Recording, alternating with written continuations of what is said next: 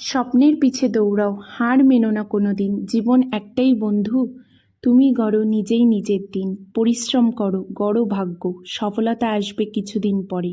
নিজেকে যদি চাও জেতাতে, হার না মানা হবে তোমার শ্রেষ্ঠ হাতিয়ার। আজ হলো শনিবার দুপুরের রান্না তোমাদের সাথে শেয়ার করব।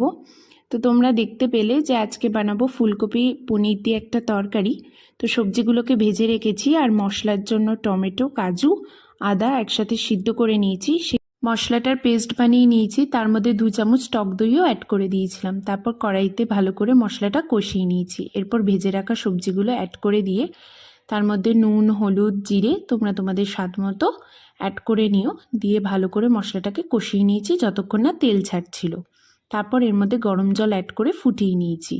লাস্টে নামানোর আগে অল্প একটু গরম মশলা আর ঘি দিয়ে নামিয়ে নিয়েছি। এই তরকারিটার স্বাদ খুব ভালো হয়।